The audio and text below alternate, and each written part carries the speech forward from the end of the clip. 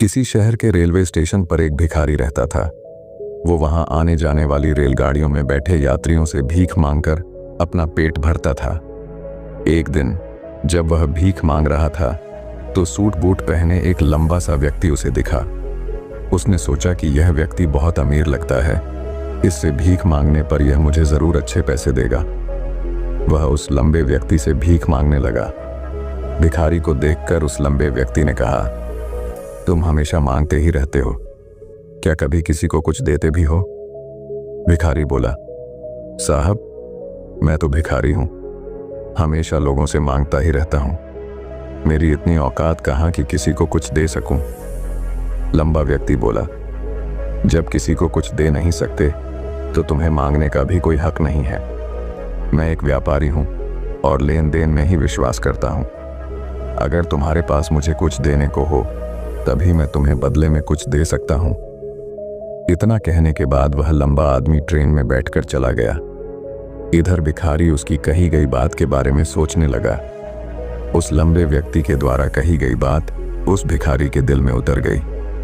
वह सोचने लगा कि शायद मुझे भीख में अधिक पैसा इसीलिए नहीं मिलता क्योंकि मैं उसके बदले में किसी को कुछ दे नहीं पाता हूं। लेकिन मैं तो भिखारी हूं, किसी को कुछ देने लायक भी नहीं हूं। लेकिन कब तक मैं लोगों को बिना कुछ दिए केवल मांगता ही रहूंगा? बहुत सोचने के बाद उस भिखारी ने निर्णय किया कि जो भी व्यक्ति उसे भीख देगा उसके बदले में वह भी उस व्यक्ति को कुछ जरूर देगा। लेकिन अब उसके दिमाग में यह प्रश्न चल रहा था कि वह खुद भिखारी है तो भीख के बदले में वह दूसरों को क्या दे सकता है। इस बात को सोचते हुए 2 दिन हो गए, लेकिन उसे अपने प्रश्न का कोई उत्तर नहीं मिला था। तीसरे दिन जब वह स्टेशन के पास बैठा हुआ था तभी उसकी नजर कुछ फूलों पर पड़ी जो स्टेशन के आसपास के पौधों पर खिल रहे थे।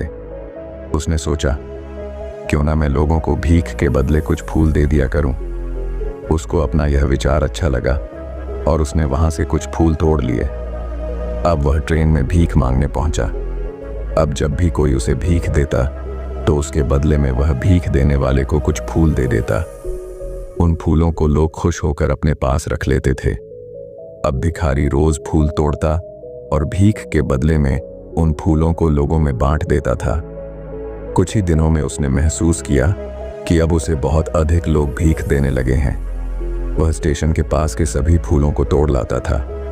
जब तक उसके पास फूल रहते थे तब तक उसे बहुत से लोग भीख देते थे, लेकिन जब फूल बांटते बांटते खत्म हो जाते तो उसे भीख भी नहीं मिलती थी। अब रोज ऐसा ही चलता रहा। एक दिन जब वह भीख मांग रहा था तो उसने देखा कि वही लंबा व्यक्ति ट्रेन में बैठा है जिसकी वजह से उसे भीख के बदले फूल देने की प्रेरणा मिली थी। वह तुरंत उस व्यक्ति के पास पहुंच गया और भीख मांगते हुए बोला, आज मेरे पास आपको देने के लिए कुछ फूल हैं, आप मुझे भीख दीजिए तो बदले में मैं आपको कुछ फूल दूंगा। उस लंबे व्यक्ति ने उसे भीख के रूप में कुछ पैसे दे दिए और भिखारी ने कुछ फूल उसे दे दिए। उस लंबे व्यक्ति को यह बात बहुत पसंद आई। वह बोला, वाह क्या बात है, आज तुम भी मेरी तरह एक व्यापारी बन गए हो। इतना कहकर फूल लेकर वह लंबा व्यक्ति अपने स्टेशन पर उतर गया।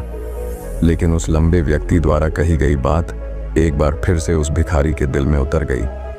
वह बार बार उस लंबे व्यक्ति के द्वारा कही गई बात के बारे में सोचने लगा और बहुत खुश होने लगा। उसकी आंखें अब चमकने लगीं। उसे लगने लगा कि अब उसके हाथ सफलता की वह चाबी लग गई है जिसके द्वारा वह अपने जीवन को बदल सकता है। वह तुरंत ट्रेन से नीचे उतरा और उत्साहित होकर बहुत तेज आवाज में ऊपर आसमान की तरफ देखकर बोला, मैं भिखारी नहीं हूं, मैं तो एक व्यापारी हूं, मैं भी अमीर बन सकता हूं। लोगों ने उसे देखा तो सोचा कि शायद यह भिखारी पागल हो गया है और अगले दिन से वह भिखारी उस स्टेशन पर फिर कभी नहीं दिखा। लेकिन 6 महीने बाद इसी स्टेशन पर 2 व्यक्ति सूट बूट पहने हुए यात्रा कर रहे थे। दोनों ने एक दूसरे को देखा तो उनमें से एक ने दूसरे से हाथ मिलाया और कहा, क्या आपने मुझे पहचाना? दूसरा व्यक्ति बोला, नहीं, क्योंकि मेरे हिसाब से हम लोग पहली बार मिल रहे हैं। पहला व्यक्ति बोला, नहीं, आप याद कीजिए, हम पहली बार नहीं बल्कि तीसरी बार मिल रहे हैं। दूसरा व्यक्ति बोला, मुझे याद नहीं, वैसे हम पहले 2 बार कब मिले थे? अब पहला व्यक्ति मुस्कुराया और बोला, हम पहले भी 2 बार इसी ट्रेन में मिले थे। मैं वही भिखारी हूं जिसको आपने पहली मुलाकात में बताया कि मुझे जीवन में क्या करना चाहिए, और दूसरी मुलाकात में बताया कि मैं वास्तव में कौन हूं। दूसरा व्यक्ति मुस्कुराया और अचंभित होते हुए बोला, ओह, याद आया, तुम वही भिखारी हो जिसे मैंने एक बार भीख देने से मना कर दिया था और दूसरी बार मैंने तुमसे कुछ फूल खरीदे थे। लेकिन आज तुम ये सूट बूट में कहाँ जा रहे हो और आजकल क्या कर रहे हो?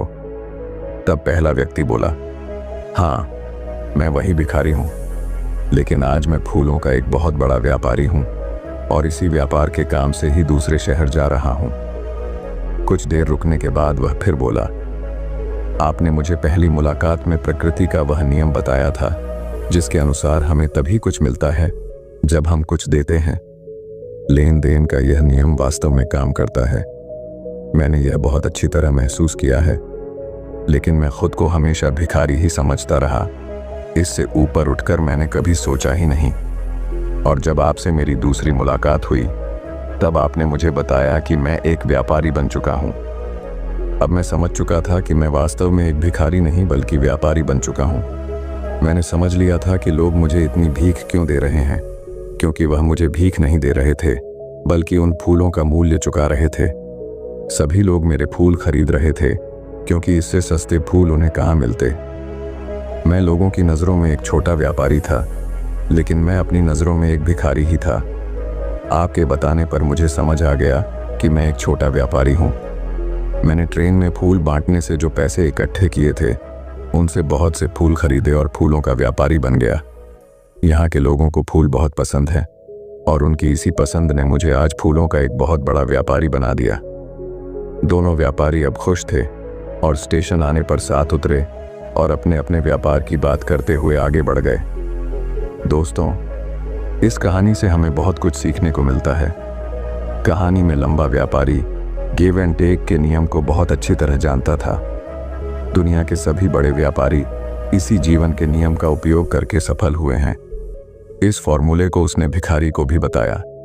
भिखारी ने इस प्राकृतिक नियम को अपना लिया और इसका असर उसके जीवन में साफ दिखाई देने लगा। उसने अपनी सोच बदली और उसकी जिंदगी बदल गई। यह कहानी हमें बताती है कि हम यदि अपनी सोच बदल लें तो कुछ भी हासिल किया जा सकता है। यदि हम खुद को छोटा समझते रहेंगे तो हम हमेशा छोटे ही बने रहेंगे। बड़ा बनने के लिए हमें अपनी सोच को बदलना होगा और खुद के बारे में बड़ा सोचना होगा। कहानी का सार यह है कि सफलता आपकी सोच में छुपी होती है। खुद का आत्मसम्मान जगाइए, अपनी सोच को बड़ा बनाइए और देखिए कैसे आप सफलता के शिखर पर पहुंच जाते हैं।